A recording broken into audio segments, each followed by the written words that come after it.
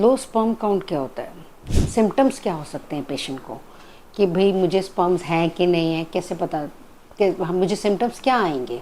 नमस्कार, मैं डॉक्टर निधि शर्मा हूँ, senior fertility specialist international pride IVF and research centre से, जो सेक्टर 11 द्वारका में सिचुएटेड है। आज हम बात करते हैं low sperm count. Low sperm count क्या होता है? लो स्पर्म काउंट जहाँ पर शुक्राणु नॉर्मल से कम होते हैं उसको लो स्पर्म काउंट कहते हैं।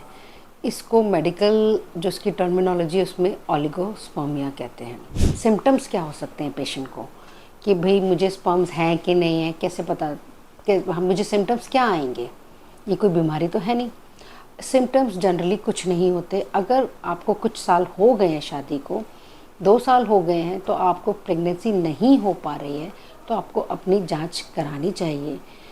कुछ केसेस में हमें पता चल सकता है कि कुछ सिम्टम्स आ सकते हैं जहाँ की हार्मोनल इम्बैलेंस है या क्रोमोसोमल प्रॉब्लम है, वहाँ पे कुछ सिम्टम्स आ सकते हैं, जैसे कि टेस्टिस में स्वेलिंग हो सकती है, सेक्सुअल डिस्फंक्शन हो सकता है। तो इन केसेस में थोड़ा सा पेशेंट को आइडिया हो जाता है कि मुझे कुछ प्रॉब्लम है और मैं जाके अपनी जांच कराऊँ। तो आपको अगर 1 से 2 साल हो गए शादी को और आपको प्रेगनेंसी नहीं आ रही है तो आपको डॉक्टर को विज़िट करना चाहिए। अब हम डायग्नोस कैसे करेंगे? इसका डायग्नोस करेंगे सीमेन एनालिसिस, यानी कि शुक्राणु की जांच करके।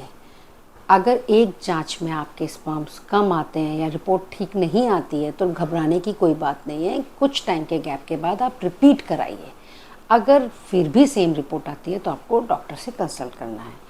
कुछ और इन्वेस्टिगेशंस हैं जो डॉक्टर के पास जाते हैं तो वो कराते हैं, जैसे कि हार्मोनल इन्वेस्टिगेशन, थायराइड है, प्रोलैक्टिन है, टेस्टोस्टेरोन है, एफएसएच है, एलएच है। अगर आप इनफर्टिलिटी स्पेशलिस्ट से मिलते हैं तो वो आपको कई बार जेनेटिक टेस्टिंग के लिए भी बोलते हैं, जो कुछ कॉज उनको दिखता है इन जांचों के बाद, या फिर डीएफआई बोलते हैं कराने के लिए।